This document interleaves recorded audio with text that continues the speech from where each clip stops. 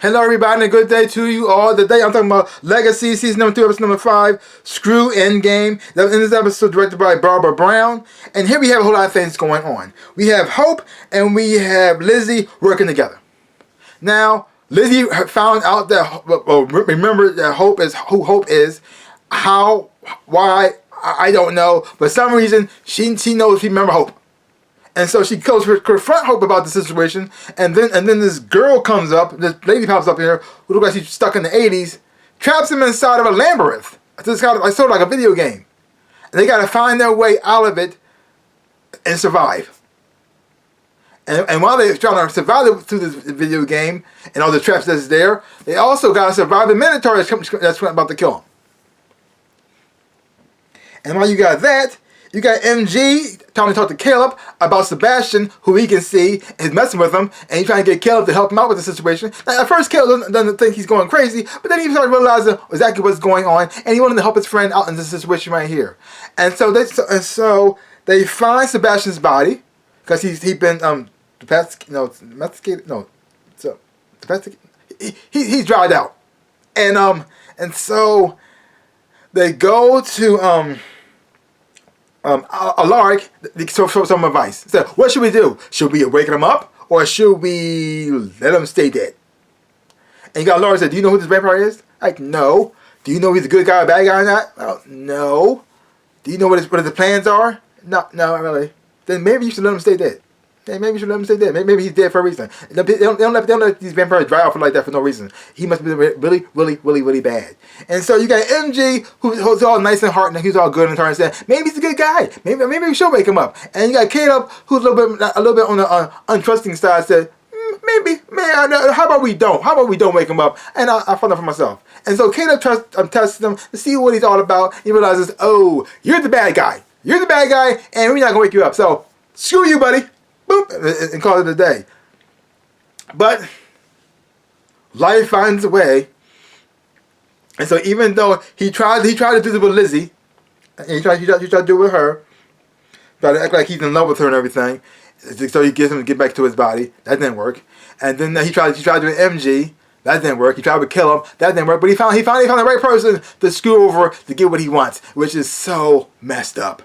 And then we also had the whole thing going on with the professor and the professor, evil Professor Randamoose, whatever his name is, evil Dumbledore, and so he's there.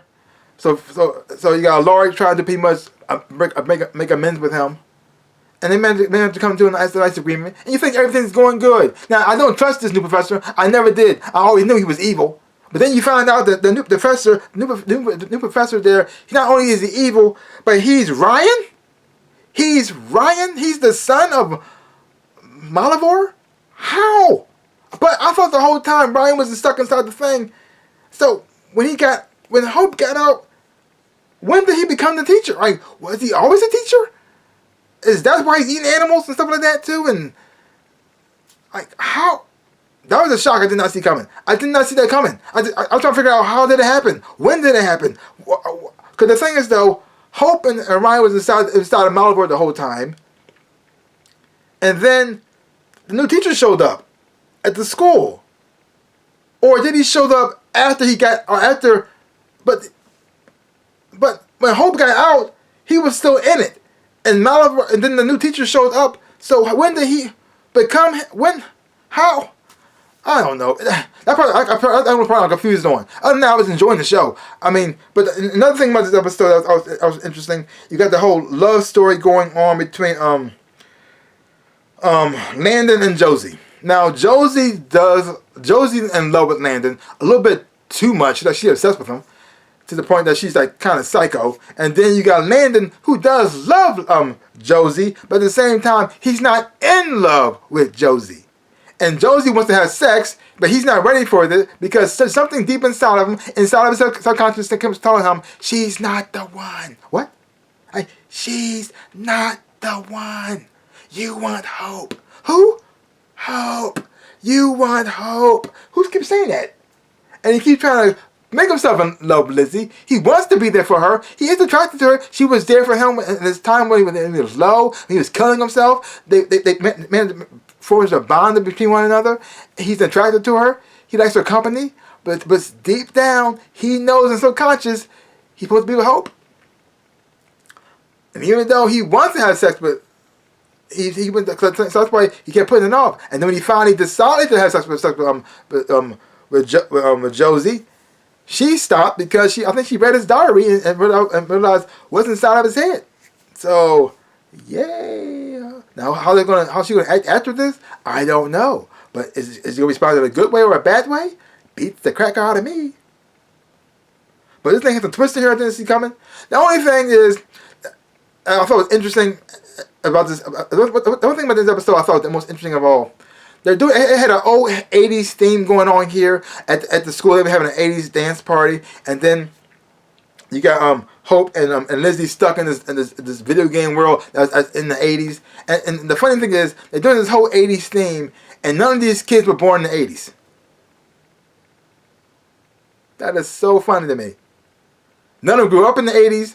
No one was born in the 80s, and yet they're celebrating the 80s. Oh, that's hilarious. Oh well. But overall, I did enjoy this episode. And another thing about this, I thought was kind of funny and pretty obvious at the same time too. So you got Lizzie and Hope stuck in this video game world, and they're trying to escape. And you got the girl, pretty much. You got the girl, the keeper, trying to convince Lizzie that the only way they can escape, one got to stay, and the other one can go free. But which was not exactly the truth, but it was the truth. One does go free, but not free from the game, free from this mortal coil, but not like that. But the thing is though, Lizzie says, "No, screw you! I'm not playing by your rules. I'm not going by how you do things."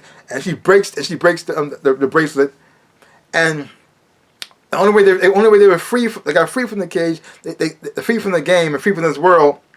They killed the Minotaur. Which made perfect sense because the Minotaur was the big boss, and if you play video games, the only way you beat the level or beat the game, you got to beat the big boss. Beat the big boss, you beat the game. So all this time, this women after women, generations of women have been tricking other women to stay in this world for eternity, and while they go free, and all they had to do was beat the Minotaur. All they had to do. If they actually worked together and beat the Minotaur, this curse could have been broken a long time ago, which is really messed up. When you think about it, it's really messed up. Like, wow, all these women hurting each other, and it's up to Lizzie to realize if you actually work together, you could have freed yourself from this curse. Wow, messed up. So now we got an old vampire on the loose, Sebastian. What his plans or agenda is, I don't know. We find out that the evil professor is actually Ryan. How did that happen? I don't know. But still, okay. Now a lot of things doesn't make sense a little bit to why he ate that beast thing. And I guess his father must have given him an upgrade and gave him powers, because I don't think Ryan even had no abilities. I think other than the fact that he's like sort of like immortal in a way. I wish that Landa had got some powers. Because his powers are really lame. I mean, he's not really a strong character. He really isn't. And the only thing he got going for him is he can resurrect, but he can't fight. He's not strong. Other than the resurrection ability, he's pretty much like a normal guy. He can't do magic or anything like that. He can't transform into a phoenix. Now that would have been cool. If he transformed into a firebird, oh, that'd be awesome. Oh, but can't do it either. So. Kind of lame. It's so weird that everybody wants him.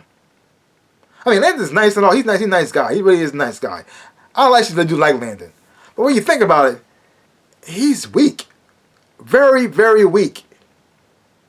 And all the women in his life are stronger than him. I mean, Josie's stronger than him. But Josie has insecurities and stuff about her. And she likes to be like the savior and help people. So that makes perfect sense why she's attracted to him. He's pathetic. So that makes her like love him even more. And then, but Hope is strong. I mean, she has insecurities and stuff like that too, family issues, all that stuff. But at the same time, she's stronger than him. I don't know. The fact that somebody you got, I'm not an expert on this, but if your girl has to constantly save you all the time, we should lose respect for you a little bit. I mean, we should look at you like this. Why am I with you? You're weaker. You're weak. I gotta constantly save you. I gotta make sure you constantly that you're safe. I don't know. I mean, even though it's cute to watch Hope and Landa together, he says all the right things. He's a nice guy. But if he can fight or do something, I mean, contribute in some type of way, he pretty much like the damsel in distress all the time. Oh well. But overall, I did enjoy this episode. I thought it was funny. The funny moment between Hope and Lizzie in the video game world, I did enjoy that. Watching the whole thing going on with Sebastian and MG and Caleb, I thought that was pretty cool too. Now I don't know what Hope is going to do now that she's standing. I guess she can be standing at the school now, at Salvatore school. How's she going to do there? What are they going to do when they find out about the whole teacher not being a teacher, actually being Rick in disguise? For to see how that's going to go down. But like I said, overall, great episode. So leave comments down below. Let me know what you thought of the episode of Legacies. If you haven't watched it, check it out for yourself. Hope when you watch it, you will enjoy having watching it too. So give my channel a like, hit the thumbs up, shaboop, and subscribe to my channel and share. I would appreciate it. Like I always say, in my dreams and my life, I am the Ninja Rabbit. Peace out, peoples.